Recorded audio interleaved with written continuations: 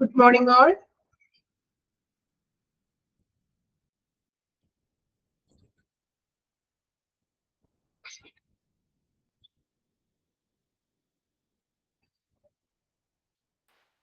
Good morning, ma'am. Okay, good morning.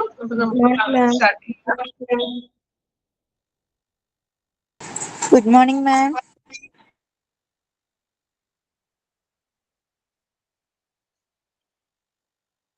Okay, അപ്പൊ നമ്മള് public relation എന്ന് പറഞ്ഞ ചാപ്റ്റർ ആണ്. ഏകദേശം ആ ചാപ്റ്റർ കഴിയാറായി. ലാസ്റ്റ് ഒരു പേജും കൂടിയാണ് നമ്മൾ ഇനി എടുക്കാനുണ്ടായിരുന്നത്. അപ്പൊ നമുക്കിനി നോക്കാം. ലാസ്റ്റ് പേജ് ആണ് പബ്ലിക് റിലേഷൻസിലെ.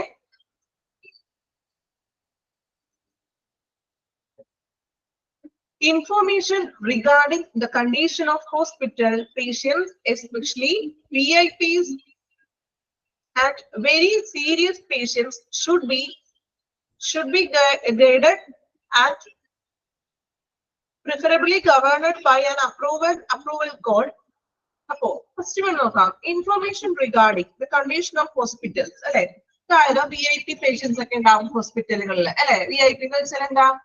VIP ഫുൾ ഫോം അറിയാമോ? എന്താ VIP? നമ്മളിപ്പോഴും പറയാറുണ്ട് VIP എന്നൊക്കെ അല്ലെ. എന്താ അതിന്റെ ഫുൾ ഫോം? ആർക്കെങ്കിലും അറിയാമോ? ഒന്ന് കമന്റ് ചെയ്യാമോ? VIP പഠിക്കാനൊന്നും ഇല്ല കേട്ടോ. Very important person. Okay, just ചോദിച്ചെന്നുള്ളൂ. നമ്മളെപ്പോഴും VIP എന്ന് പറയാറില്ലോളൂ. ജസ്റ്റ് ചോദിച്ചെന്നുള്ളൂ. അപ്പോ ഇവിടെ പറയുന്നത് ഇൻഫോർമേഷൻ അല്ലെ. ഈ ഒരു ആശുപത്രിയില രോഗികളെ കുറിച്ചിട്ട് അല്ലെങ്കിൽ പ്രത്യേകിച്ച് VIP പേഷ്യൻസ് ഒക്കെ ഉണ്ടാവും അല്ലെ. അപ്പോ ഈ VIP പേഷ്യൻസിനെ കുറിച്ചിട്ടുള്ള അവരുടെ ഗുരുതരാവസ്ഥയെ കുറിച്ചോ അല്ലെങ്കിൽ രോഗികളുടെ അവസ്ഥയെ കുറിച്ചോ രോഗികളുടെ വിവരങ്ങളെ കുറിച്ചോ ഒരു ഡീറ്റെയിൽസ് ഒരു അംഗീകൃത കോഡ് മുഖേനയാണ് സൂക്ഷിക്കുന്നത്. അഡീഷണൽ ഇമ്പോർട്ടൻസ് കൺസിഡറേഷൻ ഏതായിരുന്നു?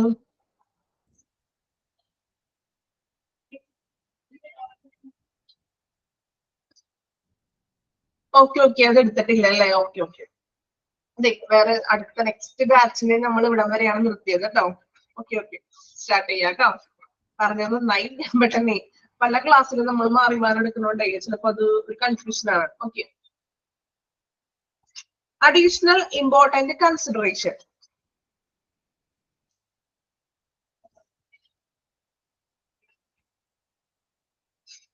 നോക്കാം. Additional important consideration: communication to the press. PR must get to know the local press well. Local press can be hospital's principal helper in this regard. A hostile press can do lot of harm.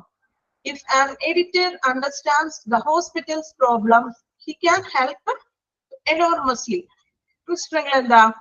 PR must അല്ലെ. PR-ന് get to know the local press. PR-ന് ഒരു എന്താ പ്രാദേശിക മാധ്യമങ്ങളെ നന്നായിട്ട് അറിവുണ്ടായിരിക്കണം അല്ലെ. Media ആയിട്ടും മറ്റു മാധ്യമങ്ങളുമായിട്ടും നല്ലൊരു അറിവ് PR-ന് ഉണ്ടായിരിക്കുക.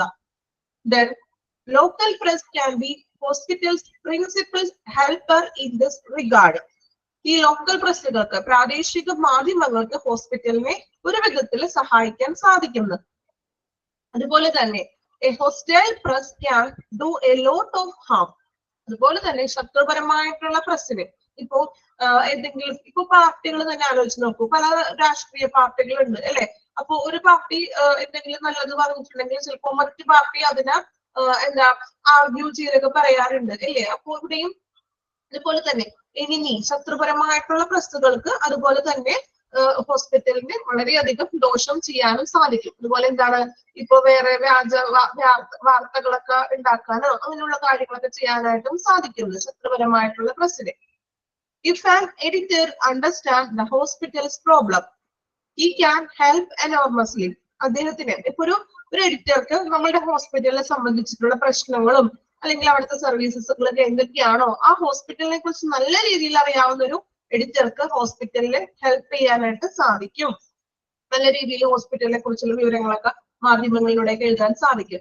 അതേ സ്ഥാനത്ത് ഒരു ശത്രുപരമായിട്ടുള്ളത് ഏതെങ്കിലും വിധത്തിലെ ശത്രുപരമായിട്ടുള്ള ഒരു മീഡിയ ആണെങ്കിൽ നമ്മളുടെ സംബന്ധിച്ച് വ്യാജവാർത്തകളും സൃഷ്ടിക്കാനും സാധിക്കും. ജസ്റ്റ് പ്രസ്സിനെ കുറിച്ച് മീഡിയകളെ കുറിച്ച് പറയുന്നതാണ് കേട്ടോ.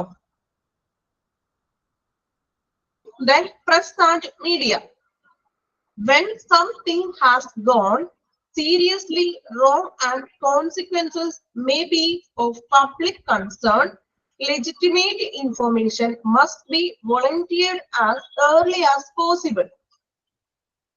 എന്താ പറയുന്നത്? ഇപ്പോ ഏതെങ്കിലും ഒരു ഗുരുതരമായിട്ടുള്ള ഒരു തെറ്റ് സംഭവിക്കുകയാണെങ്കിൽ ഹോസ്പിറ്റലിന്റെ ഭാഗത്തു നിന്നായിക്കോട്ടെ, അല്ലെങ്കിൽ എന്തെങ്കിലും ഒരു ഇഷ്യൂ ആ ഹോസ്പിറ്റലിൽ സംഭവിച്ചിട്ട് അത് പബ്ലിക് കൺസേണിന്, അതായത് പബ്ലിക്കിന്, പൊതുജനങ്ങൾക്ക് ഏതെങ്കിലും അതിന്റെ ആ ഇഷ്യൂന്റെ സംബന്ധിച്ചിട്ടുള്ള അനന്തരഫലങ്ങൾ ഉണ്ടാവുകയും ചെയ്യുമ്പോൾ അത് നിയമാനുസൃതമായിട്ടുള്ള വിവരങ്ങൾ അപ്പൊ തന്നെ പ്രസ് മീറ്റിംഗ് വെച്ച് കൊടുക്കണം. ഇപ്പൊ നമുക്കറിയാം അല്ലെ, ഇപ്പോ നമ്മൾ ന്യൂസിലൊക്കെ കാണും എന്തെങ്കിലും ഒരു ഇഷ്യൂ ഉണ്ടായിട്ടുണ്ടെങ്കിൽ അപ്പൊ തന്നെ ഒരു പ്രസ് മീറ്റിങ്ങും കാര്യങ്ങളൊക്കെ വരാറുണ്ട് ഇല്ലേ? ശ്രദ്ധിച്ചിട്ടുണ്ടോ? ലേറ്റസ്റ്റ് ആയിട്ട് തന്നെ കുറെ ന്യൂസുകൾ ഇങ്ങനെ നമ്മൾ പ്രസ് മീറ്റിംഗ് ഒക്കെ വെച്ചിട്ട് കാണാറുണ്ട് ന്യൂസിൽ ഇല്ലേ? വാർത്തയൊക്കെ കാണാറുണ്ടോ? ന്യൂസിലൊക്കെ ഇതുപോലെ റീസെന്റ് ആയിട്ട് ഇങ്ങനെ എന്തെങ്കിലും അല്ലെ, ഇപ്പൊ സിനിമ ഫീൽഡിലെ കുറച്ച് പ്രശ്നങ്ങളും കാര്യങ്ങളൊക്കെ ഉണ്ടായിരുന്നു അല്ലെ? ഈ ഒരു ഇടക്ക് വരെ ഇതായിരുന്നു. അപ്പൊ ഒരു പ്രസ് മീറ്റിംഗ് വെച്ചു. അപ്പൊ അതിൽ ആ ഉയർന്ന ആളുകളൊക്കെ സംസാരിക്കുകയുണ്ടായി ആ പ്രശ്നത്തെ കുറിച്ച്. അപ്പോ ഏതെങ്കിലും ഒരു ഇഷ്യൂ ഉണ്ടാകുമ്പോൾ അതിനെ കുറിച്ച് ഉടനെ തന്നെ അപ്പൊ എന്ത് ചെയ്യാ, ഹോസ്പിറ്റലിനെ സംബന്ധിച്ച് എന്തെങ്കിലും ഒരു ഇഷ്യൂ ഉണ്ടായി, അത് ജനങ്ങൾക്ക് എന്തെങ്കിലും പ്രശ്നം ആകുന്ന തരത്തിലുള്ള ഇഷ്യൂ ഉണ്ടായിട്ടുണ്ടെങ്കിൽ എന്ത് ചെയ്യാ, അപ്പൊ തന്നെ പ്രസ് മീറ്റിംഗ് ഉടനെ തയ്യാറാക്കുക. ഓക്കെ, പ്രസ് മീറ്റിംഗ് അറേഞ്ച് ചെയ്യണം. എന്നിട്ട് അതിനെ കുറിച്ച് അതിന്റെ തുടർ നടപടികളെ കുറിച്ച് പറയണം. Then clearance of all material intended for release must be controlled by Chief of PR. The material should be put on format and released in a manner calculated to benefit the hospital. Then clearance of all material intended for release must be controlled by Chief of PR. ഇപ്പോ press മീറ്റിങ്ങിന് ഒത്തിരി കാര്യങ്ങളൊക്കെ പറയാമല്ലോ. അപ്പോ അതിനു വേണ്ടിയിട്ട് റിലീസിനായിട്ട് ഉദ്ദേശിച്ചിട്ടുള്ള എല്ലാ മെറ്റീരിയലുകളും clearance ചെയ്തിട്ട് PR ചീഫ് ആയിരിക്കണം നിയന്ത്രിക്കണമെന്നതിന് എന്തൊക്കെ കാര്യങ്ങൾ പറയാനുണ്ട് അതൊക്കെ നേരത്തെ മുൻകൂട്ടി പറയണം. കാര്യങ്ങൾ പ്രസ് മീറ്റിംഗിൽ റിലീസ് ചെയ്യേണ്ട മെറ്റീരിയലുകൾ എന്തൊക്കെയാണ്, എന്തൊക്കെ കാര്യങ്ങളാണ് പറയാനുള്ളത്, അതിനൊക്കെ കൺട്രോൾ ചെയ്യേണ്ടത് ചീഫ് PR ആണ്.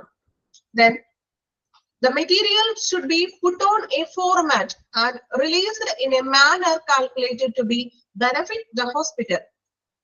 ഇപ്പോ ഈ നമ്മള് മെറ്റീരിയൽ ഔപചാരികമായിട്ട് ഒരു ഇതായിട്ട് നൽകുകയും പ്രൊഫഷണൽ ആയിട്ട് നൽകുകയും അതുപോലെ തന്നെ ആശുപത്രിക്ക് ഹോസ്പിറ്റലിന് പ്രയോജനം വരുത്തുന്ന രീതിയിൽ അത് കണക്കാക്കുകയും വേണമെന്ന്. ഈ മെറ്റീരിയൽ ഹോസ്പിറ്റലിന് നല്ല രീതിയിലാകുന്ന രീതിയിലുള്ള ഒരു പ്രവർത്തനമായിരിക്കണം. പ്രസ് മീറ്റിംഗിൽ അല്ലെ പല ചർച്ചകളും കാര്യങ്ങളൊക്കെ ഉണ്ടാകും. അപ്പൊ ഹോസ്പിറ്റലിന് അത് പോസിറ്റീവായിട്ട് എടുക്കുന്ന രീതിയിലുള്ള ചർച്ചകൾ ആയിരിക്കണം. ഓക്കെ, കുറച്ച് കൺഫ്യൂഷൻ ഉള്ള ഒരു ഏരിയയാണ്, നിങ്ങൾക്ക് ഡൗട്ട്സ് വന്നേക്കാം. ജസ്റ്റ് മനസ്സിലാക്കിയാൽ മാത്രം മതി കേട്ടോ. അതിന്റെ ഡീറ്റെയിൽ ആയിട്ടൊന്നും പഠിക്കാനില്ല. ജസ്റ്റ് പ്രസ് മീഡിയയിൽ പറയുന്ന കാര്യങ്ങളില്ലേ, അതായത് ഇപ്പോ എന്തെങ്കിലും ഒരു ഇഷ്യൂ ഉണ്ടായി, ഞാൻ പറഞ്ഞില്ലേ, ഇപ്പൊ നമ്മളിപ്പോ റീസെന്റ് ആയിട്ട് പറയുകയാണെങ്കിൽ എന്തായിട്ട് നമ്മൾ പറഞ്ഞു, ഇപ്പൊ സിനിമ ഫീൽഡിലെ കാര്യങ്ങൾ പറഞ്ഞു. അപ്പൊ അവിടെ ഒരു പ്രസ് മീറ്റിംഗും കാര്യങ്ങളൊക്കെ വെക്കുകയുണ്ടായി. ന്യൂസിലൊക്കെ നിങ്ങൾ ശ്രദ്ധിച്ചിട്ടുണ്ടാവും അല്ലെ? കണ്ടിട്ടുണ്ടോ പ്രസ് മീറ്റിംഗ് ഇങ്ങനെ പറയുന്നത്? ആരും ശ്രദ്ധിച്ചിട്ടില്ല? ഓക്കെ, അപ്പോ Hema committee. Okay, Hema committee. അതുപോലെ എന്തെങ്കിലും ഒരു റീസൺ ഉണ്ടാകുമ്പോ അതിനപ്പം തന്നെ പ്രസ് മീറ്റിംഗ് വെച്ചിട്ട് അതിന്റെ ഒരു ചർച്ചയും കാര്യങ്ങളൊക്കെ ഉണ്ടാകും. ഇവിടെ നമ്മളോട് പറഞ്ഞത് ഹോസ്പിറ്റലിന് എന്തെങ്കിലും സീരിയസ് ആയിട്ടുള്ള ഒരു ഇഷ്യൂ ഉണ്ടായി, അത് പേഷ്യൻസിനും അല്ലെങ്കിൽ ജനങ്ങൾക്ക് ബുദ്ധിമുട്ടുണ്ടാക്കുന്ന ഒരു ഇഷ്യൂ ഉണ്ടായിട്ടുണ്ടെങ്കിൽ അപ്പൊ തന്നെ എന്ത് ചെയ്യുക, പ്രസ് മീറ്റിംഗ് വെച്ചിട്ട് അതിനെ കുറിച്ചുള്ള നടപടികളൊക്കെ ചെയ്യണം. ദെൻ സെക്കൻഡ് പോയിന്റിൽ പറഞ്ഞിട്ടുണ്ടെങ്കിൽ ഈ പ്രസ് റിലീസിന് വേണ്ടിയിട്ടുള്ള മെറ്റീരിയൽസ് ഔപചാരികമായിട്ട് തന്നെ നൽകണം എന്ന്. അതായത് അത് നൽകുമ്പോൾ പ്രസ് റിലീസ് ഹോസ്പിറ്റലിനെ വേറൊരു രീതിയിലും ബാധിക്കാത്ത തരത്തിലായിരിക്കണം അതിൽ ആൻസർ ചെയ്യാൻ. അല്ലെങ്കിൽ ഞങ്ങളുടെ ഹോസ്പിറ്റൽ ഇങ്ങനെയാണ്, ഹോസ്പിറ്റലിന് ഒരിക്കലും തെറ്റായിട്ടുള്ള രീതിയിൽ വിമർശിച്ചുകൊണ്ടായിരിക്കരുതെന്ന്. ഓക്കെ, ക്ലിയർ ആയോ? അത്രയും ജസ്റ്റ് ഒന്ന് മനസ്സിലാക്കിയാൽ മതി മീഡിയനെ കുറിച്ച് പറയുന്നത്. അതുകൊണ്ടാണ് നിങ്ങൾക്ക് ചിലപ്പോ ഒരു സെന്റൻസ് കുഴച്ച് പറഞ്ഞിട്ടുള്ള സെന്റൻസ് ആണ് അത് അല്ലെ? കുഴപ്പമില്ല, ജസ്റ്റ് ഒന്ന് മനസ്സിലാക്കി വെച്ചാൽ മതി കേട്ടോ. അതിന്റെ ഉള്ളിൽ നിന്നൊന്നും ഭയങ്കര രീതിയിൽ ക്വസ്റ്റ്യൻ ഒന്നും ചോദിക്കാറില്ല അങ്ങനെ കേട്ടോ. ഹോസ്പിറ്റലിന് ചീത്ത പേര് മലയാളത്തിൽ പറയുകയാണെങ്കിൽ അങ്ങനെയല്ലേ, നമ്മുടെ ലോക്കൽ ഭാഷയിൽ പറയുകയാണെങ്കിൽ അങ്ങനെ പറയാം അല്ലെ? അതായത് ഹോസ്പിറ്റലിന് ഇപ്പൊ എന്തെങ്കിലും അവിടുത്തെ ചികിത്സ മോശമാണ്, അങ്ങനെ വ്യാജ വാർത്തകളൊക്കെ ഉണ്ടാകും ഹോസ്പിറ്റലുകളെ സംബന്ധിച്ചൊക്കെ ഇല്ലേ? അത്രയോളം പറയണത്, വേറെ ഒന്നുമില്ല. മീഡിയനെ കുറിച്ച് പറയുന്നതാണ് കേട്ടോ. ഓക്കെ, ജസ്റ്റ് നിങ്ങൾ അത് വായിച്ചു നോക്കിക്കോളൂ. ആ 2 ബോക്സ് വായിക്കുക, നമുക്ക് അടുത്തത് എടുക്കാം കേട്ടോ. 2 ക്ലാസ്സിൽ മീൻസ് അങ്ങോട്ട് ഇങ്ങോട്ട് കൺഫ്യൂഷൻ വരും എവിടെ നിർത്തിയെന്ന്. അപ്പൊ നിങ്ങൾ പറഞ്ഞതുകൊണ്ട് ഞാൻ ഓർത്തു. വായിച്ചോളൂ. ഒരു അഡീഷണൽ 2 ബോക്സ് വായിക്കാം.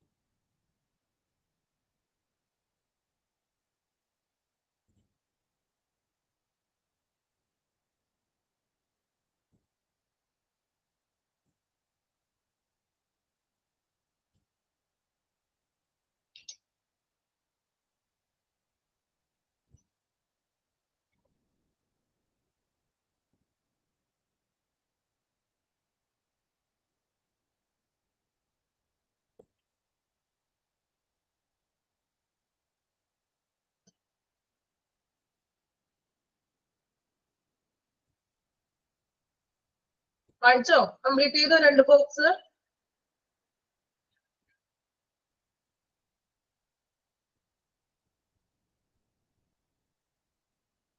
ഓക്കെ, നെക്സ്റ്റ് നോക്കാം.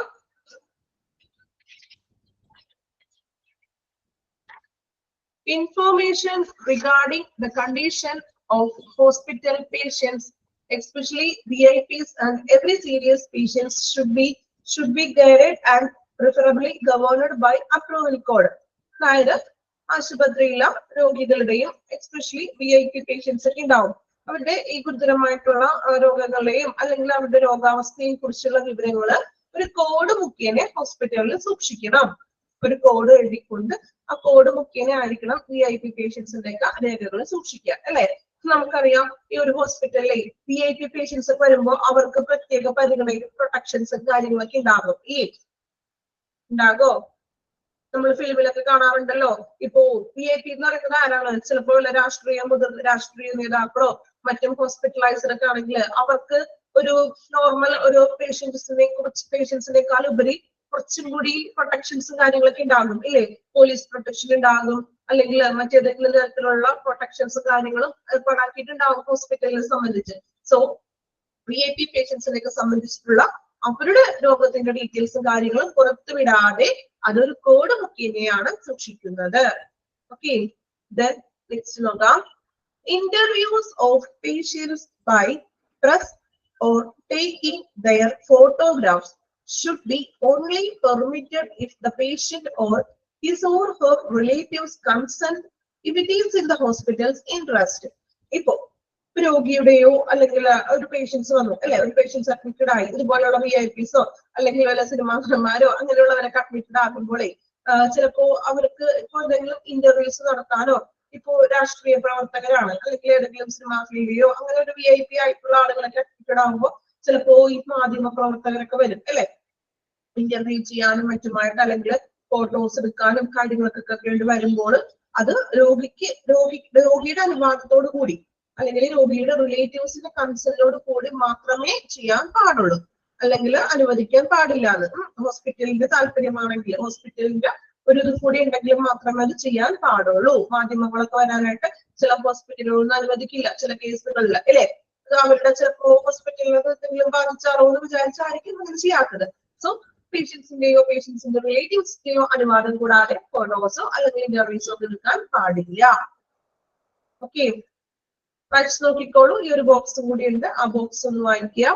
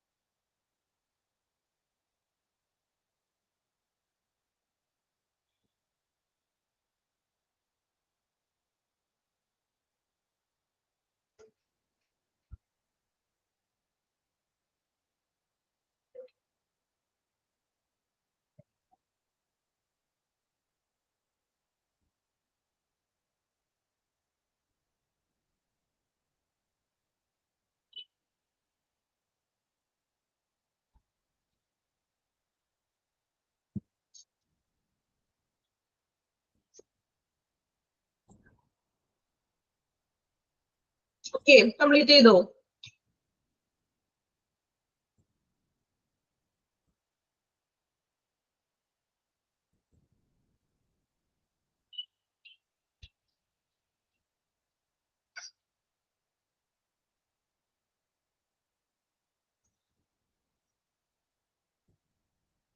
ഓക്കെ, അപ്പൊ നമ്മളുടെ പബ്ലിക് റിലേഷൻ എന്ന് പറഞ്ഞൊരു ചാപ്റ്റർ കംപ്ലീറ്റ് ആയിട്ടുണ്ട്.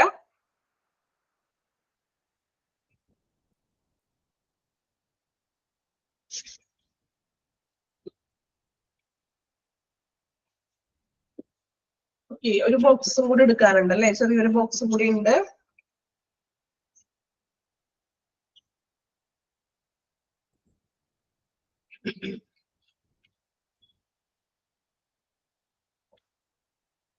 നോക്കാം. Medical information and information regarding patients. രോഗികളെ സംബന്ധിച്ചിട്ടുള്ള മെഡിക്കൽ വിവരങ്ങൾ എന്തൊക്കെയാണെന്ന് നോക്കാം. Any medical staff information for public consumption should be cleared by public relations. അല്ലെ, പൊതുജനങ്ങളുടെ ഉപയോഗത്തിന് വേണ്ടിയിട്ട് ഏതെങ്കിലും മെഡിക്കൽ സ്റ്റാഫ് വിവരങ്ങൾ പബ്ലിക് റിലേഷൻസ് വഴി ക്ലിയർഡ് ചെയ്യേണ്ടതാണെന്ന്. മീൻസ് പൊതുജനങ്ങൾക്ക് അങ്ങനെ നമ്മൾ മറ്റൊരു രോഗിയുടെ വിവരങ്ങൾ കൈമാറാൻ പാടുള്ളതല്ല. ഡീറ്റെയിൽസ് കാര്യങ്ങളൊന്നും വേറൊരാൾ വന്ന് ചോദിച്ചിട്ടുണ്ടെങ്കിൽ അതൊരിക്കലും ഹോസ്പിറ്റലിന്റെ ഭാഗത്തുനിന്ന് കൊടുക്കാൻ പാടുള്ളതല്ല. No patient information should be released without a signed informed consent of the same. അല്ലെ, അതായത് രോഗിയുടെ സമ്മതമില്ലാതെ രോഗിയുടെ വിവരങ്ങൾ പുറത്തുവിടാൻ പാടില്ല. അത് കൺസെന്റ് ഫോമിൽ ഒപ്പിട്ടാൽ മാത്രമേ പുറത്തുവിടാൻ പാടുള്ളൂ. അല്ലാതെ മറ്റൊരാൾ വന്ന് ചോദിക്കണമെങ്കിൽ നിങ്ങൾ ഹോസ്പിറ്റലിൽ പോയി നമ്മൾ മറ്റൊരാളുടെ ഡീറ്റെയിൽസ് ചോദിച്ചിട്ടുണ്ടെങ്കിൽ ഹോസ്പിറ്റലുകാർ അത് റിലീസ് ചെയ്ത് തരാറുണ്ടോ? തരും? അങ്ങനെ അനുവദിക്കാറുണ്ടോ? അങ്ങനെ തരാറില്ല അല്ലെ? എന്ത് പറ്റിയ റെസ്പോൺസ് ഒന്നും ചെയ്യാലോ? നോക്കാം. All questions about hospital operations and its patients should be cleared by Chief Public Relation before being published publicity. ആശുപത്രി പ്രവർത്തനങ്ങളും അതുപോലെ തന്നെ രോഗികളെയും കുറിച്ചുള്ള എല്ലാ ചോദ്യങ്ങൾക്കും പബ്ലിക്കായിട്ട് തന്നെ പരസ്യമായി പ്രസിദ്ധീകരിക്കുന്നവര് ചീഫ് പബ്ലിക് റിലേഷൻ അത് ക്ലിയർ ചെയ്യണമെന്ന്. അതായത് രോഗിയെ സംബന്ധിച്ചിട്ടുള്ള പ്രവർത്തനങ്ങളും രോഗിയെ കുറിച്ചുള്ള ചോദ്യങ്ങളെയൊക്കെ കുറിച്ചിട്ടുള്ളത് ഈ ചീഫ് പബ്ലിക് റിലേഷൻ ആണ് അത് ക്ലിയർ ചെയ്യേണ്ടത്. ജസ്റ്റ് അത് ഒരു സമ്മറൈസ് ചെയ്ത് പറഞ്ഞേക്കാൻ കേട്ടോ. നമ്മൾ ചാപ്റ്ററിൽ പറഞ്ഞിട്ടുള്ള എല്ലാ കാര്യങ്ങളൊക്കെ തന്നെയാണ് അതിൽ ഉൾപ്പെടുത്തത്. സമ്മറൈസ് ചെയ്തേക്കുന്നത് മാത്രമാണ്. നമ്മളുടെ പബ്ലിക് റിലേഷൻ എന്ന് പറഞ്ഞൊരു ചാപ്റ്റർ കംപ്ലീറ്റ് ആയിട്ടുണ്ട്. കുറച്ച് ജനറൽ ആയിട്ടുള്ള ഒരു ടോപ്പിക് ആയിരുന്നു എന്ന് തോന്നുന്നു. അത്യാവശ്യം ഇമ്പോർട്ടന്റ് ആയിട്ടുള്ള കാര്യങ്ങളൊക്കെ നമ്മൾ പറഞ്ഞു പോയിട്ടുണ്ട്. നമുക്ക് ലാസ്റ്റ് ഓരോ ചാപ്റ്റർ ഓരോ ഇത് കഴിയുമ്പോൾ റിവിഷൻ ചെയ്യാം ഓരോ ചാപ്റ്റർ ആയിട്ട്. ഓക്കെ, നമുക്ക് റിവിഷനൊക്കെ ടൈം കിട്ടുമായിരിക്കും. കാരണം അതുകൊണ്ടാണ് ഞാൻ പറഞ്ഞല്ലോ തേർഡ് ആൻഡ് ഫോർത്ത് മോഡ്യൂളിലെ ചാപ്റ്റേഴ്സ് എല്ലാം ഇച്ചിരി ലെങ്തി ചാപ്റ്റേഴ്സ് ആണ്. മറ്റ് ചാപ്റ്റേഴ്സ് പോലെ ഭയങ്കര എന്താ പറയാ ഇലാബറേറ്റ് ചെയ്തിട്ട് പറയാൻ പറ്റുന്ന രീതിയിലുള്ള ഒരു ചാപ്റ്റേഴ്സ് അല്ല. എക്സാക്ട് പോയിന്റ്സ് മാത്രം നമുക്ക് അവിടെ പറയാനുള്ളൂ, പഠിക്കാനുമുള്ളൂ. ഓക്കെ, ഓൾറെഡി എല്ലാ ടീച്ചേഴ്സും പറഞ്ഞിട്ടുണ്ടാവുമെന്ന് വിചാരിക്കുന്നു. പറഞ്ഞിട്ടുണ്ട് അങ്ങനെ. ഇമ്പോർട്ടൻസ് നമ്മൾ പറഞ്ഞു പോയിട്ടുണ്ടെന്നാണ് തോന്നുന്നത്. മീൻസ് ഓൾറെഡി എല്ലാ ക്ലാസ്സിലും ഞാൻ ഇത് ഇമ്പോർട്ടന്റ് ആണ് പറയാറുണ്ട് അല്ലെ? ഓക്കെ, നമ്മൾ വായിക്കുമ്പോൾ പഠിക്കുന്ന കാര്യങ്ങളൊക്കെ തന്നെയാണ് ഇമ്പോർട്ടന്റ്. ലാസ്റ്റ് നമുക്കൊരു റിവിഷൻ പോലെ ചെയ്യാം. ഓക്കെ, ഓരോ ചാപ്റ്റർ കഴിഞ്ഞിട്ടേ ഇപ്പൊ നമുക്ക് റിവിഷൻ ചെയ്യാൻ ടൈമില്ലല്ലോ. ഈ ഒരു കംപ്ലീറ്റ് ആവുമ്പോൾ തേർഡ് മോഡ്യൂൾ കംപ്ലീറ്റ് ആയിട്ട് തേർഡ് മോഡ്യൂൾ നമുക്ക് റിവിഷൻ ചെയ്യാം. ഓക്കെ, ഓക്കെ ആണോ? തേർഡ് മോഡ്യൂൾ കംപ്ലീറ്റ് ആയിട്ട് തേർഡ് മോഡ്യൂളിൽ നമുക്ക് റിവിഷൻ ചെയ്യാം. അപ്പോൾ നമ്മൾ ട്രാൻസ്ഫർ ഓഫ് പേഷ്യന്റ് ഓൾറെഡി പഠിച്ചു കഴിഞ്ഞിട്ടുണ്ട്. കുറച്ച് ഗ്യാപ്പ് ഉണ്ട്, അപ്പൊ അത് ഒന്ന് റിവിഷൻ ചെയ്യാനുണ്ട്. ദെൻ ഇപ്പൊ നമ്മൾ പബ്ലിക് റിലേഷൻ എടുത്തു. ഇനി ഒരു ചാപ്റ്ററും കൂടിയാണ് നമുക്കുള്ളത്, എത്തിക്കൽ ആൻഡ് ലീഗൽ ഇഷ്യൂസ്. കഴിഞ്ഞ ദിവസം ഞാൻ പറഞ്ഞായിരുന്നു തോന്നുന്നു. ആ ചാപ്റ്റർ നമുക്ക് ഇന്ന് സ്റ്റാർട്ട് ചെയ്യണമെന്ന് പറഞ്ഞില്ലേ? ഓക്കെ,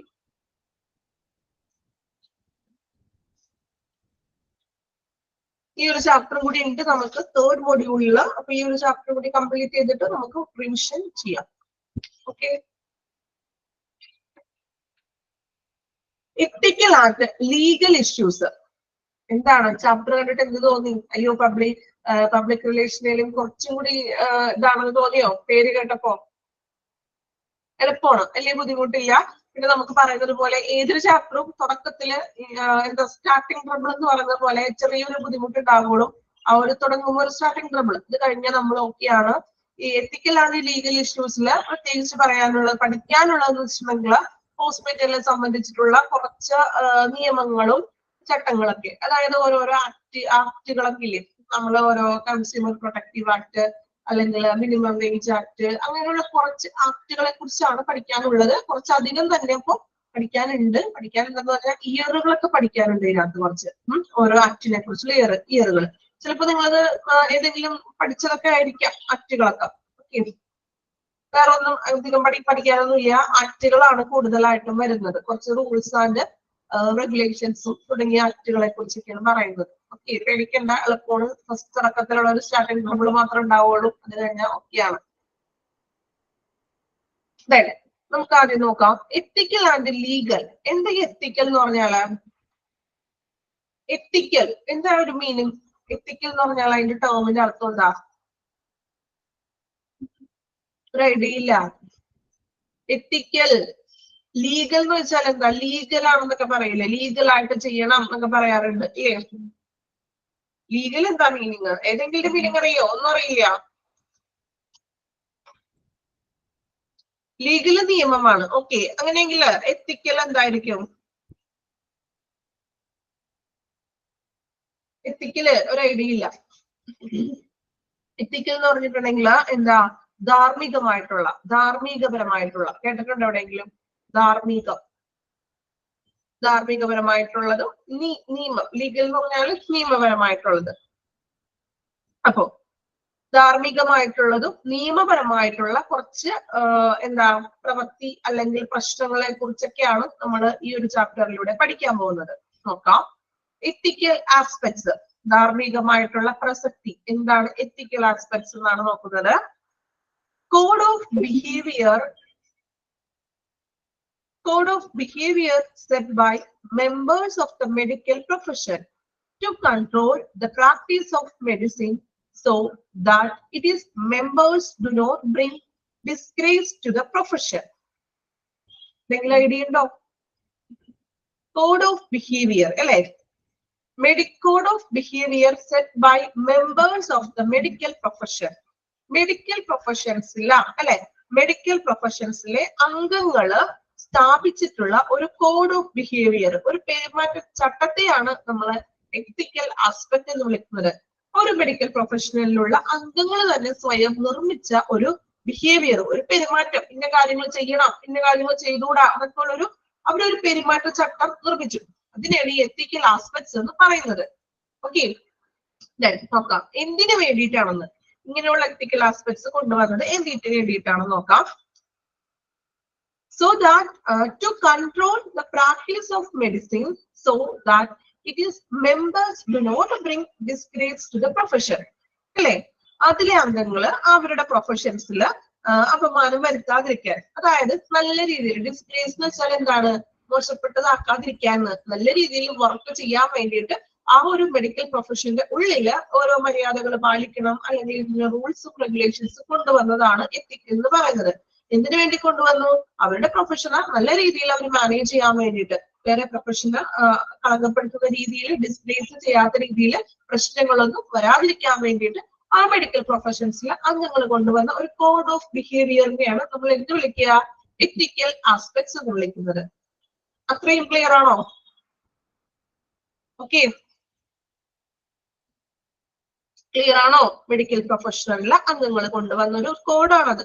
എന്തിനു വേണ്ടി? അവരുടെ ജോലിയിൽ വേറെ മോശപ്പെട്ട രീതിയിലൊന്നും വരാതിരിക്കാൻ വേണ്ടിയിട്ട് കൊണ്ടുവന്നത്. നോക്കാം.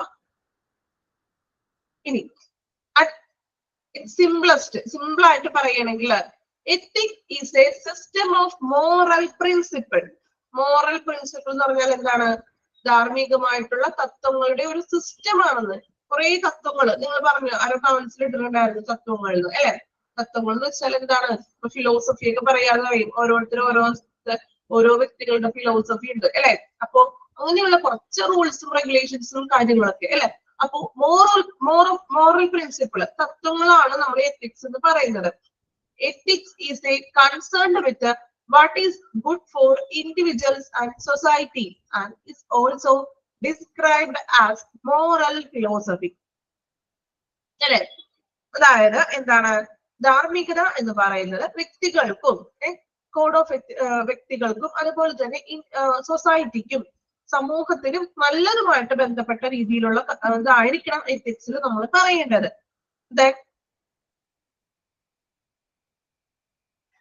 Also described as moral philosophy. ഈ എത്തിക്സിനെ നമുക്ക് മോറൽ ഫിലോസഫി എന്നും വിളിക്കാം.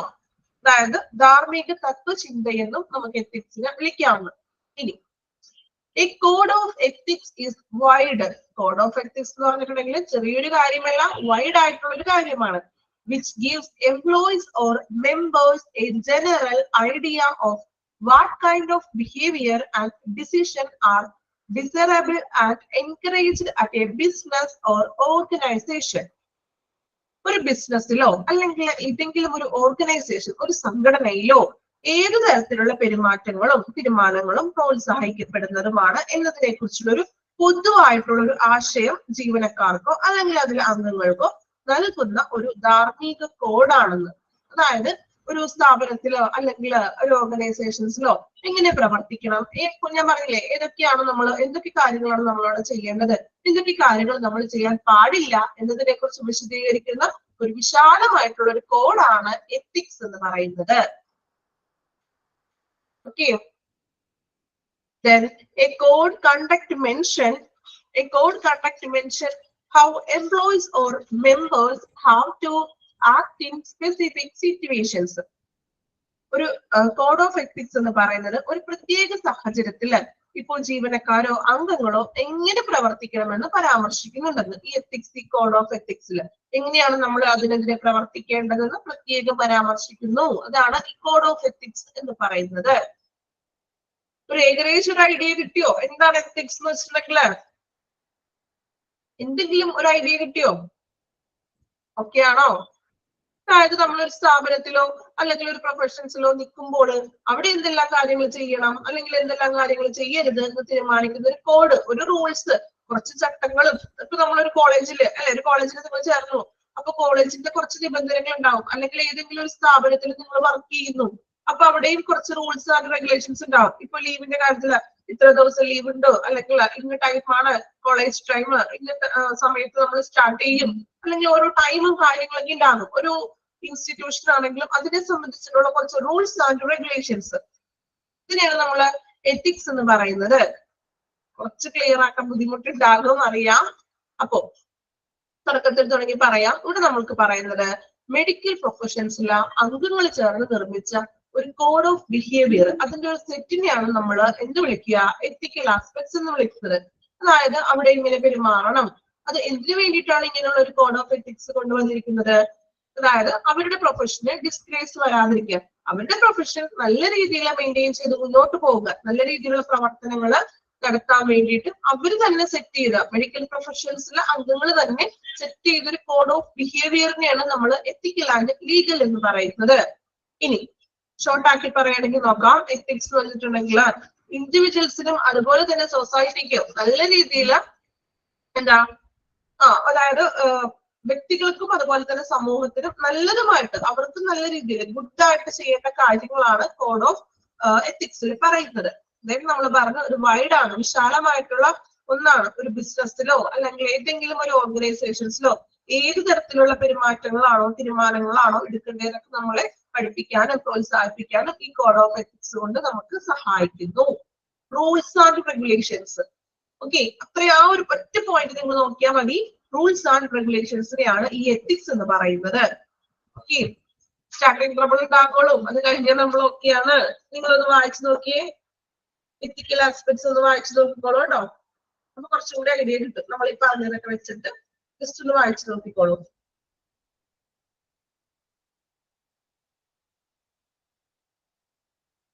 ടെൻഷൻ ആവേണ്ട, ആ തുടക്കത്തിലുള്ള ഇത് മാത്രമേ ഉള്ളൂ, അത് കഴിഞ്ഞ് ഓക്കെയാണ് കേട്ടോ. കുറച്ച് ലീഗൽ ആയിട്ടുള്ള കാര്യങ്ങളല്ലേ, നമുക്ക് കുറച്ച് ആക്ടുകളെ കുറിച്ചൊക്കെയാണ് പറയുന്നത്. ഹിസ്റ്ററി പോലെ തോന്നുന്നു, മീൻസ് ഫസ്റ്റ് ചാപ്റ്റർ ആണോ? ഹോസ്പിറ്റൽ ഹിസ്റ്ററി ആണോ ഉദ്ദേശിച്ചത്? ആണോ? ചാപ്റ്റർ ആണോ ഹിസ്റ്ററി ഉദ്ദേശിച്ചത് ഹോസ്പിറ്റലിന്റെ?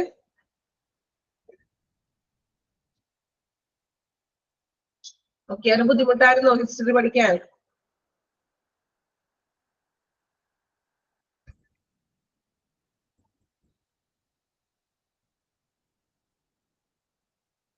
ക്ലിയർ ആയില്ല? എളുപ്പം ഷോർട്ട് നോട്ട് തന്നാൽ മതി. ഓക്കെ, നല്ല എളുപ്പമായല്ലോ. അപ്പൊ ഞങ്ങൾക്ക് ഷോർട്ട് നോട്ട് തന്നിട്ടുണ്ടെങ്കിൽ ഓക്കെ.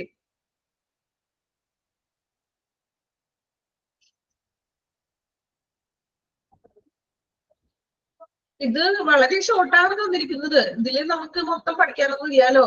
ഇമ്പോർട്ടന്റ് ആയിട്ടുള്ളത് പറഞ്ഞു തരാം. അപ്പൊ നിങ്ങൾ അതനുസരിച്ച് പഠിച്ചാൽ മതി കേട്ടോ. ഇത്രയും മാനുവൽസ് ഡീറ്റെയിൽസ് ആയിട്ടൊന്നും പഠിക്കേണ്ട ആവശ്യമില്ല. ഓക്കെ, വായിച്ചു നോക്കിക്കോളൂ. ആ തുടക്കത്തിൽ മാത്രമേ ഇച്ചിരി ബുദ്ധിമുട്ടുള്ളൂ. പിന്നെ അത് കഴിഞ്ഞിട്ട് ഈ ആക്ടുകളും കാര്യങ്ങളൊക്കെയാണ് വരുന്നത് കേട്ടോ. വലിയ ബുദ്ധിമുട്ടൊന്നുമില്ല, എളുപ്പമാണ്. വലിയ ബുദ്ധിമുട്ടില്ലാത്തൊരു ചാപ്റ്റർ ആണ്. ഇൻട്രൊഡക്ഷൻ പോലെ തുടക്കം മാത്രം ഇച്ചിരി നമ്മളെ പഠിപ്പിക്കുന്ന രീതിയിലുള്ള ഒരു പാരഗ്രാഫ് ആണെന്നുള്ളൂ. സംഭവം എന്താണെന്ന് നിങ്ങൾ മനസ്സിലാക്കിയാൽ മതി. കുറച്ച് റൂൾസും റെഗുലേഷൻസും കാര്യങ്ങളൊക്കെ കൊണ്ടുവരുന്നത്.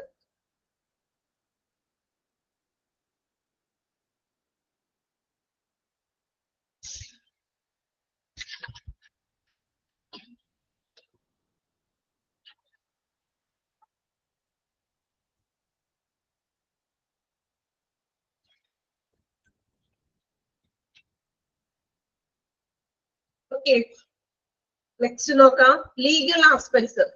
ലീഗൽ എന്ന് പറഞ്ഞാൽ നിങ്ങൾ പറഞ്ഞു നിയമപരമായിട്ടുള്ളത്, നിയമവശം എന്നൊക്കെ പറയാം. Law means set of rules to guide. ഈ ചാപ്റ്ററിൽ വർഷങ്ങളാണോ ഇമ്പോർട്ടൻസ്? ആ, വർഷങ്ങൾ ഇമ്പോർട്ടൻസ് ആണ്. കുറച്ച് ആക്ടുകളൊക്കെ വരുന്നുണ്ട് കേട്ടോ. ആക്ട് ഇമ്പോർട്ടന്റ് ആണ്. ആക്ടുകളാണ് മെയിൻ ആയിട്ട് വരുന്നത് ഇതില്. ഇത് ജസ്റ്റ് സ്റ്റാർട്ടിങ് മാത്രം പറയുന്നുള്ളൂ. ബാക്കി ഫുള്ള് ആക്ടുകളെ കുറിച്ചാണ് പറയുന്നത്. ഓക്കെ, ലീഗൽ ആസ്പെക്ട്സ് നോക്കാം. Law means set of rules to guide human action. Law എന്ന് പറഞ്ഞിട്ടുണ്ടെങ്കിൽ ഒരു കൂട്ടം റൂൾസ് ആൻഡ് റെഗുലേഷൻസ് ആണ്. മനുഷ്യ പ്രവർത്തനങ്ങളെ ഗൈഡ് ചെയ്യാനായിട്ടുള്ള നിയമങ്ങളാണ് ലോ, അല്ലെങ്കിൽ ആ ഒരു സെറ്റ് ഓഫ് റൂൾസിനെയാണ് നമ്മൾ നിയമങ്ങൾ എന്ന് പറയുന്നത്. അല്ലെ, ഓരോരോ നിയമങ്ങളില്ലേ, അത് മനുഷ്യന്റെ പ്രവർത്തനത്തിന് ഗൈഡ് ചെയ്യാനല്ലേ. ഇപ്പൊ നമ്മൾ ട്രാഫിക്കിൽ ഒത്തിരി നിയമങ്ങളുണ്ട് ഇല്ലേ, അത് പാലിച്ചില്ലെങ്കിൽ എന്താ? ട്രാഫിക് നിയമങ്ങള് അതെനിക്ക് ബാധകമല്ലാന്ന് വിചാരിച്ചുകൊണ്ട് ട്രാഫിക് നിയമങ്ങള് നമ്മൾ ഓരോരുത്തരും പാലിച്ചില്ലെങ്കിൽ അതിനെന്ത് പറ്റും? എന്തെങ്കിലും ഇഷ്യൂ ഉണ്ടോ? ഇഷ്യൂ ഒന്നുമില്ല. ആ, ഫൈൻ വരും അല്ലെ. ഓക്കെ, അപ്പൊ മനുഷ്യന്റെ പ്രവർത്തനങ്ങളെ എന്താ ഒരു കൺട്രോൾ ചെയ്യാൻ വേണ്ടി കൊണ്ടുവന്നിട്ടുള്ള സെറ്റ് ഓഫ് റൂൾസിനെയാണ് ലോ എന്ന് പറയുന്നത്. Law is a system of rights obligations which the state impose. Law എന്ന് പറയുന്നത് സംസ്ഥാനം അല്ലെ, നമ്മളുടെ സ്റ്റേറ്റ് ചുമത്തുന്ന അവകാശങ്ങളും അല്ലെങ്കിൽ ബാധ്യതകളുടെ ഒരു സംവിധാനമാണ് അല്ലെ. നമ്മളുടെ അവകാശങ്ങളുണ്ട്, നമ്മൾ ചെയ്യേണ്ട ബാധ്യതകൾ, ഉത്തരവാദിത്തങ്ങളുണ്ട്. ഇതുപോലുള്ള നിയമങ്ങൾ നമ്മൾ പാലിക്കണം, നമ്മുടെ ഉത്തരവാദിത്തമാണല്ലോ. അപ്പൊ അങ്ങനെയുള്ളതൊക്കെയാണ് ലോ എന്ന് പറയുന്നത്. Law is the body of principles recognised by the state, the administration of justice.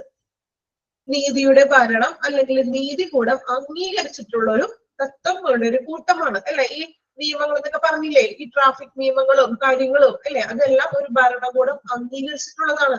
വെറുതെ ഒരാൾ ഉണ്ടാക്കിയെടുക്കുന്ന നിയമങ്ങളല്ല. അത് നമ്മളുടെ എന്താണ്, ജസ്റ്റിസ് അല്ലെങ്കിൽ ഭരണകൂടം അംഗീകരിച്ചിട്ടുള്ള നിയമങ്ങളാണ് റൂൾസ്, ലോസ് എന്ന് പറയുന്നത്. അപ്പൊ അതാണ് ലീഗൽ ആസ്പെക്ട്സ്. ലോ എന്ന് പറയുന്നതിന്റെ ഒരു 3 ചെറിയൊരു പോയിന്റ്സ് ആണ് പറയുന്നത്. Then courts or police may impose this system of rules and punish people who violate the laws, such as by paying a fine or other penalty including jail. നിങ്ങൾ പറഞ്ഞില്ലേ traffic നിയമങ്ങൾ പാലിച്ചില്ലെങ്കിൽ fine വരും അല്ലെ നമുക്ക്. അപ്പോ കോർട്സിനോ കോടതിക്കോ പോലീസിനോ ഈ നമുക്ക് ഈ റൂൾസ് ആൻഡ് റെഗുലേഷൻസ് വയലേറ്റ് ചെയ്യുകയാണെങ്കിൽ പണിഷ് ചെയ്യാനുള്ള അധികാരമുണ്ട്. പണിഷ് ചെയ്യുക എന്ന് വെച്ചാൽ എന്താണ്? ഇതുപോലെ ഫൈനും മറ്റും കാര്യങ്ങൾ ഏർപ്പെടുത്തുക. അതുപോലെ തന്നെ ചിലപ്പോൾ ജയിൽ ശിക്ഷ വരെ അനുഭവിക്കേണ്ടതായിട്ടുള്ള നിയമം ഇതൊക്കെ ഉണ്ടാവും. നിയമലംഘനത്തിനൊക്കെ ചിലപ്പോൾ ജയിലിൽ വരെ കിടക്കുന്ന തരത്തിലുള്ള ശിക്ഷകളും കാര്യങ്ങളൊക്കെ ഉണ്ട്. അപ്പോ നമുക്ക് വേണ്ടിയിട്ട് നമ്മളുടെ മനുഷ്യപ്രവർത്തനങ്ങളെ നിയന്ത്രിക്കാൻ വേണ്ടിയിട്ട് കൊണ്ടുവന്നിരിക്കുന്നതാണ് നിയമങ്ങൾ എന്ന് പറയുന്നത്. നിയമങ്ങൾ ലംഘിക്കുകയാണെങ്കിൽ ഇതുപോലെ ഫൈനും പെനാൽറ്റീസ് കാര്യങ്ങളൊക്കെ വന്നേക്കാം. അതിന് കോടതിക്കോ പോലീസിനോ നമ്മളെ എന്ത് ചെയ്യാം, ആ നിയമങ്ങള് നമ്മളെ നടത്തുക. മീൻസ് ആ പിഴയോ ജയിൽ ശിക്ഷയോ അല്ലെങ്കിൽ നിയമലംഘനം നമുക്ക് ചട്ടം ഏർപ്പെടുത്താൻ പോലീസിനും കോടതിക്കും സാധിക്കും. Then hospital administration is obligated to have clear understanding of ethical and legal responsibilities.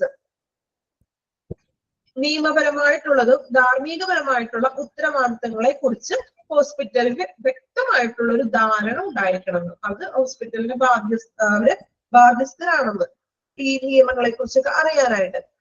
Then management is responsible for policies for maintaining safe hospital physical facilities, services must ensure building conforms to local bylaws, safety regulations, sanitation arrangements. അല്ലേ, ഒരു ഹോസ്പിറ്റലിന്റെ management responsible ആയിരിക്കണം. ഹോസ്പിറ്റലിന്റെ പോളിസികളെ കുറിച്ചും അതുപോലെ തന്നെ എന്താണ് maintaining safe, സുരക്ഷ, അവിടുത്തെ വരുന്ന ആളുകൾക്ക് സുരക്ഷയെ കുറിച്ചും അവരുടെ ഫിസിക്കൽ ഫെസിലിറ്റീസ്, ചെയർ, ബെഡുകൾ അവൈലബിൾ ആണോ, ഫിസിക്കൽ ഫെസിലിറ്റീസ്, സർവീസ്, സേവനങ്ങളെ കുറിച്ച്, അതുപോലെ തന്നെ ബിൽഡിംഗ് അല്ലെ, ബിൽഡിംഗ് കൺഫോംസ് ഒക്കെ എല്ലാ ബിൽഡിംഗും ഒക്കെയാണോ, കംഫോർട്ട് ആണോ, ദെൻ സാനിറ്റേഷൻസ്, ബാത്റൂം ഫെസിലിറ്റീസും ടോയ്ലറ്റ് സൗകര്യങ്ങളൊക്കെ ഉണ്ടോ എന്നൊക്കെ എന്ത് ചെയ്യുക, ഉറപ്പുവരുത്തണം. Hospital being an inevitable part of the social system in subject to all laws of the land. അല്ലെ, ഹോസ്പിറ്റൽ എന്ന് പറഞ്ഞാൽ ഒരു സൊസൈറ്റിനെ സംബന്ധിച്ചിട്ട് ഏറ്റവും ഇൻവൈറ്റബിൾ പാർട്ടാണ്, ഒഴിച്ചുകൂടാൻ പറ്റാത്തൊരു അനിവാര്യ സമൂഹത്തിലെ അനിവാര്യ ഘടകമാണ് ഹോസ്പിറ്റൽ എന്ന് പറയുന്നത്. സോ ഈ ലോസും നിയമങ്ങള് ഹോസ്പിറ്റലിന് ബാധകമാണ്, എല്ലാ തരത്തിലുള്ള നിയമങ്ങളും. Hospitals should be safe from explosive and inflammatory gases, chemicals, machinery, steam damages from slippery floors, etc. Hospital പേഷ്യൻസിനെ സേഫ് ആക്കിയിരിക്കണം. എന്തിൽ നിന്നെല്ലാം? എക്സ്പ്ലോസീവ്, സ്ഫോടകമായിട്ടുള്ള എന്തെങ്കിലും തരത്തിലുള്ള വസ്തുക്കളിൽ നിന്നും, അതുപോലെ തന്നെ ഇൻഫ്ലമേറ്ററി ഗ്യാസസ്, അതായത് ഗ്യാസ് ലീക്കേജ് ഒക്കെ വരാം. സ്പില്ലേജ് വേസ്റ്റ് ഒക്കെ പഠിച്ചതാണോ, ഓർമ്മയുണ്ടോ? സ്പില്ലേജ് വേസ്റ്റ് ഒക്കെ ക്ലാസ് എടുത്തതല്ലേ, ഓർമ്മയുണ്ടോ? ഓക്കെ, അങ്ങനെയുള്ള ഗ്യാസസിന്റെ ലീക്കേജസുകളോ അല്ലെങ്കിൽ കെമിക്കൽ മെഷീനറിയുടെ എന്തെങ്കിലും പ്രശ്നങ്ങളോ, സ്റ്റീമിന്റെ ഡാമേജ്, മെഷീൻസിന്റെ എക്യുപ്മെന്റ്സിന്റെ ഡാമേജോ അങ്ങനെയുള്ള നിന്നും സേഫ് ആയിട്ട് ഇരുത്തണം. സ്ലിപ്പറി ഫ്ലോർസ് എന്ന് വെച്ചാൽ എന്താ? സ്ലിപ്പ് ആകുന്ന തരത്തിലുള്ള ഫ്ലോർ ഒന്നും പാടില്ല. അത്യാവശ്യം കുറച്ചും കൂടി ഗ്രിപ്നെസ് ഉള്ള ഒരു ഗ്രിപ്പുള്ള ടൈപ്പുള്ള ടൈൽസും കാര്യങ്ങളൊക്കെ ആയിരിക്കും ഹോസ്പിറ്റൽസുകളിൽ കൂടുതലും യൂസ് ചെയ്തിട്ടുള്ളത്. ഓക്കെ, ലീഗൽ ആസ്പെക്ട്സ് ഒന്ന് വായിച്ചു നോക്കിക്കോളൂ. ലീഗൽ ആസ്പെക്ട്സ് എത്തിക്കലിന്റെ അത്രയും വലിയ ബുദ്ധിമുട്ട് തോന്നിയില്ലല്ലോ, കുറച്ചും കൂടി മനസ്സിലാക്കാൻ പറ്റിയില്ലേ? പറ്റിയോ? ലീഗൽ ആസ്പെക്ട്സ് എത്തിക്കൽ പോലെയല്ല, കുറച്ചും കൂടി ക്ലിയർ ആക്കാൻ പറ്റുന്നുണ്ട്, ആണോ? മറ്റേത് കുറച്ച് ഡിഫിക്കൽട്ട് ആയിട്ടുള്ള വേർഡ്സ് ആണ്, സെന്റൻസ് ആണ്, അതുകൊണ്ടാണ് മനസ്സിലാവാതെ. കുഴപ്പമില്ല, ലീഗൽ ആസ്പെക്ട്സ് വായിച്ചോളൂ.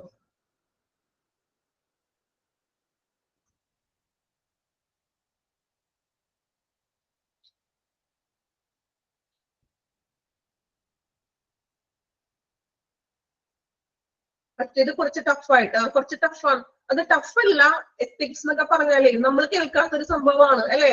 നമ്മൾ ഇതുവരെ വാർഡ് പഠിച്ചു, അല്ലെങ്കിൽ ഓരോ ഡിപ്പാർട്ട്മെന്റ് ആണല്ലോ പഠിച്ചത്. അപ്പൊ അത് വന്നപ്പോ കുറച്ച് ബുദ്ധിമുട്ട് തോന്നിയതാണ്. കുഴപ്പമില്ല, ഞാൻ പറഞ്ഞില്ലേ സ്റ്റാർട്ടിങ് നമ്മൾ മാത്രമേ ഉണ്ടാവുള്ളൂ, ബാക്കി അങ്ങോട്ട് ഓക്കെയാണ്. വായിച്ചു നോക്കിക്കോളൂ, നമുക്ക് പഠിക്കാം. നമ്മൾ ഇതിന്റെ വലിയ വലിയ ചാപ്റ്ററൊക്കെ ഇനി സിമ്പിൾ ആയിട്ട് തന്നെ നമ്മൾ പഠിച്ചു പോകും കേട്ടോ. കാണുമ്പോഴത് വെച്ച് നോക്കേണ്ട, എളുപ്പമാണ്.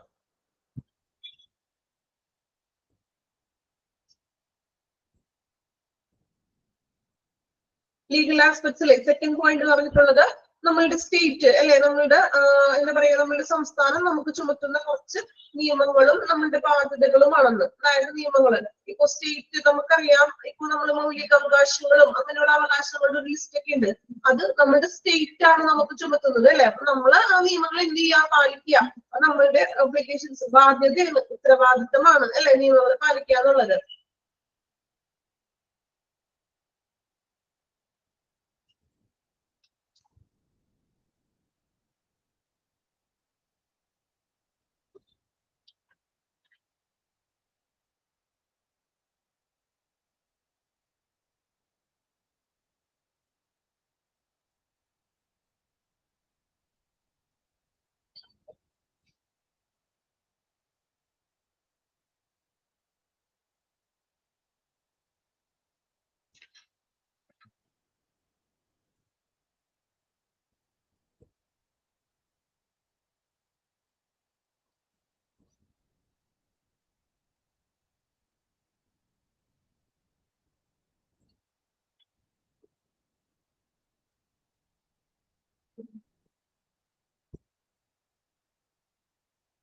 ഓക്കെ, കംപ്ലീറ്റ് ചെയ്തോ?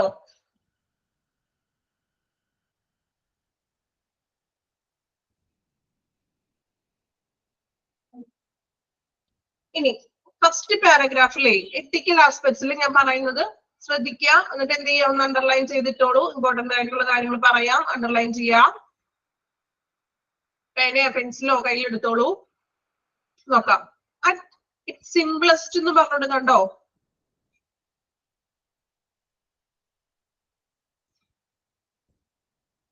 എന്നിട്ട് അണ്ടർലൈൻ ചെയ്യാം. Ethics is a system of moral principles. Ethics is a system of moral principles. പോയിന്റ്സുകൾ മറന്നു പോകുന്നു. ഓക്കെ, മറന്നു പോകേണ്ട കാര്യമില്ല, മറന്നു പോകില്ല കേട്ടോ. നമുക്ക് ഓപ്ഷൻ കാണുമ്പോൾ നിങ്ങൾക്ക് എന്തെങ്കിലും ഓർമ്മയൊക്കെ കിട്ടും, അങ്ങനെ വിചാരിക്കണ്ട കേട്ടോ. ഓപ്ഷൻ ഉണ്ടാവുമല്ലോ. Ethics is a system of moral principle. ഇനി അതിന്റെ അടുത്തത് കൂടി അണ്ടർലൈൻ ചെയ്യാം. Ethics is a concerned with what is good for individual and society and also described as moral philosophy. ഇത്രയും ഒന്ന് അണ്ടർലൈൻ ചെയ്യാം. ബ്രാക്കറ്റ്സ് ഇട്ട് കൊടുത്തിട്ട് അണ്ടർലൈൻ ചെയ്തിട്ടുള്ളൂ.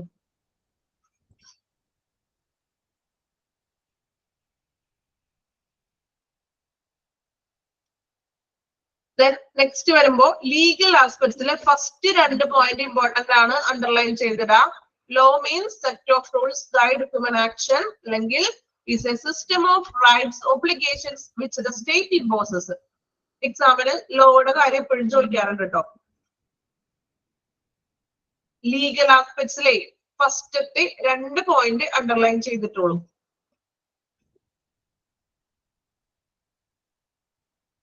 ലീഗൽ ആസ്പെക്ട്സിൽ ഫസ്റ്റ് 2 പോയിന്റുകൾ.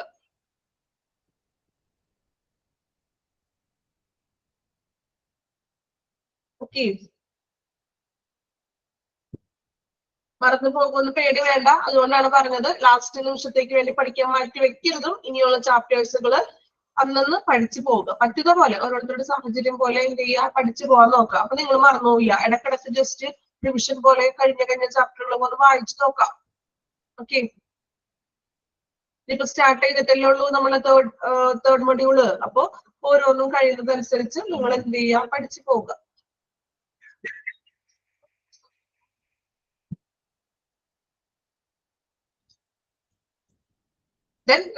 നെക്സ്റ്റ് ഒരു പോയിന്റ് ആണ്, അതും കൂടി പറഞ്ഞിട്ട് നമുക്ക് ക്ലാസ് അവസാനിപ്പിക്കാം. നോക്കാം. why it is necessary for hospitals and medical administrators to become aware of ethical and legal aspects of hospital administration.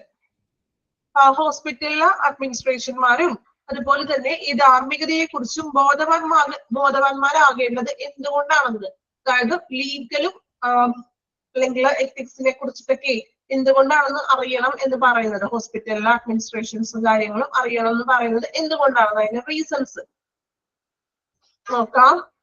First one, increasing number of medico legal cases. അല്ലെ, വർദ്ധിച്ചു വരുന്ന മെഡിക്കോ ലീഗൽ കേസസുകൾ. എന്തൊക്കെയാണ് examples medico legal കേസസുകൾക്ക്?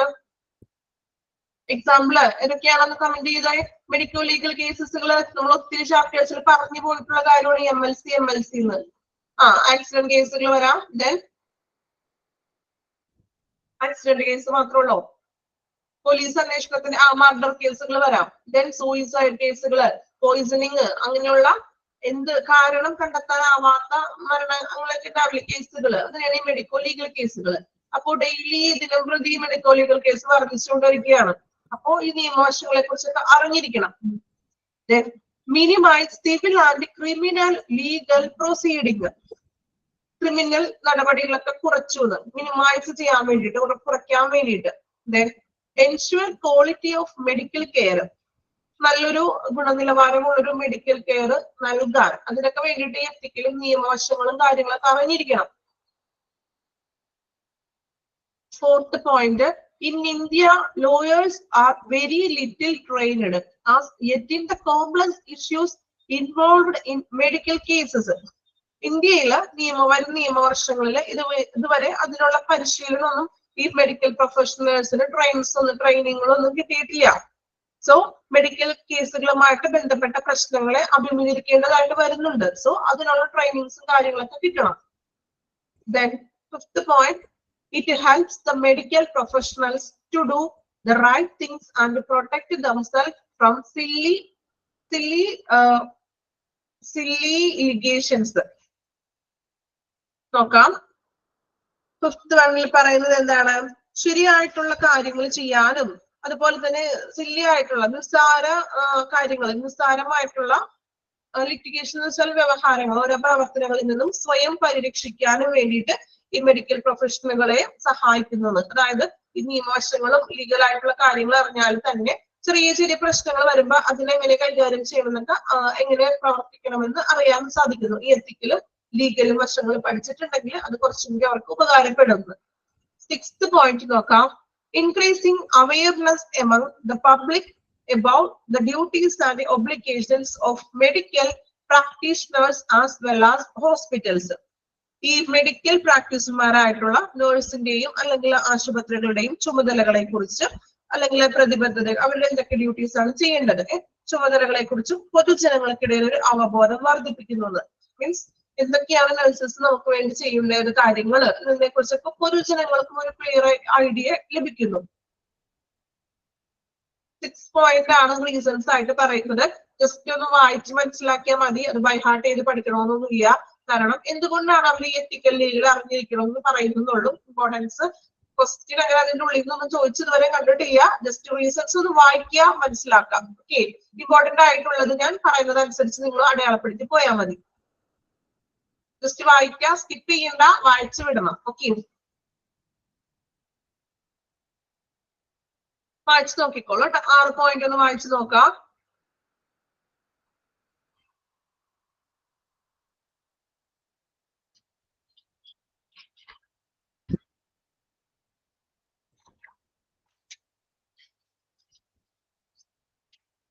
Fourth point പറഞ്ഞത്, in India lawyers are very little trained as yet in the complex issues involved in medical case. അതായത് ഇന്ത്യയില് lawyers അല്ലട്ടോ, sorry, lawyers എന്നാണ് ഒരുമിച്ച് ഇട്ടിട്ടുണ്ട്. ലോയേഴ്സ് ചിലപ്പോൾ ഞാനും വായിച്ചു പോയിട്ടുണ്ട്. ലോയേഴ്സ് അതായത് നിയമവർഷങ്ങളില് ഇതായിട്ട് എന്താണ് ഇതുവരെ അങ്ങനെ പരിശീലനം ഒന്നും അധികം ലഭിച്ചിട്ടില്ല. ഈ സ്റ്റാഫുകൾക്കും മറ്റും ഇങ്ങനെ നിയമപരമായിട്ടുള്ള പരിശീലനങ്ങളും മറ്റും ലഭിച്ചിട്ടില്ല. സോ എന്താ പറയുന്നത്, ഇപ്പൊ മെഡിക്കൽ കേസുകൾ, കോംപ്ലക്സ് ഇഷ്യൂസും അങ്ങനെ ബന്ധപ്പെട്ട സങ്കീർണ പ്രശ്നങ്ങളൊക്കെ അഭിമുഖീകരിക്കേണ്ടതായിട്ട് വരുന്നുണ്ട്. സോ അവര് ഇതിനെ കുറിച്ച് അറിഞ്ഞിരിക്കണം. എത്തിക്കൽ ലീഗൽ ആസ്പെക്ട്സ് അറിഞ്ഞാലേ അവർക്ക് ഇങ്ങനെയുള്ള കോംപ്ലക്സ് ഇഷ്യൂസ് വരുമ്പോൾ അതിനെതിരെ പ്രവർത്തിക്കണം എന്ന് ചിന്തിക്കാനും പ്രവർത്തിക്കാനും കഴിയുള്ളൂ.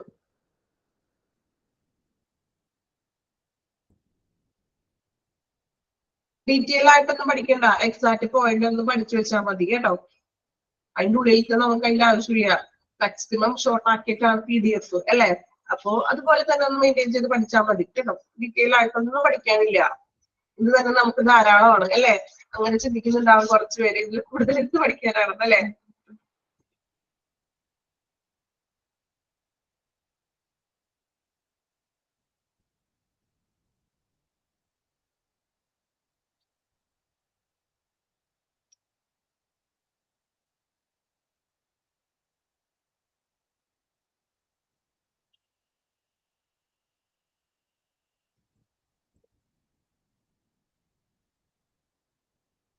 നെക്സ്റ്റ് മെഡിക്കോ ലീഗൽ കേസസ് ആണ്, നമുക്ക് അടുത്ത ക്ലാസ്സിൽ ഡിസ്കസ് ചെയ്യാം. ഇനി മെഡിക്കൽ ലീഗൽ കേസസ് വരുന്നുണ്ട്, അത് ഏതൊക്കെയാണെന്നാണ് പറയുന്നത്. പിന്നെന്താ, ഇനിയാണ് നമ്മൾ ആക്ടുകളെ കുറിച്ച് തുടങ്ങുന്നത്. കണ്ടുപിടിക്കേണ്ട കാര്യം കുറച്ച് ആക്ടുകളാണ്. ആക്ടുകൾ എന്തിനെ കുറിച്ചാണെന്നും അതിന്റെ ഇയറും കൊടുത്തിട്ടുണ്ട്. ജസ്റ്റ് 2 പോയിന്റ് കൊള്ളും എന്തിനെ സൂചിപ്പിക്കുന്ന ആക്ട് ആണെന്നുള്ളത്. കുറച്ച് ആക്ടുകളും ഇയറുകളാണ് നമുക്ക് കൂടുതലും ഈ ഒരു ചാപ്റ്ററിൽ പഠിക്കാനുള്ളത്. ുള്ളൂ അതിൽ കുറച്ചൊക്കെ നിങ്ങൾക്ക് അറിയാമെന്ന് തോന്നുന്നു. Consumer protection act, minimum wage act, ഇതൊക്കെ നമ്മൾ കേട്ടിട്ടുള്ളതല്ലേ. പിന്നെ ഇയർ നമുക്കറിയാൻ പാടില്ലായിരിക്കാം, ഇയർ ജസ്റ്റ് നോക്കേണ്ടതായിട്ട് വരും. ഇയർ എക്സാമിന് ചോദിക്കാറുണ്ട്. ഏതൊക്കെയാണ് നോക്കേണ്ടത് ഇമ്പോർട്ടന്റ് ആയിട്ടുള്ളത്, അപ്പൊ നമ്മൾ ക്ലാസ്സിൽ ഓൾറെഡി പറഞ്ഞുതരാം.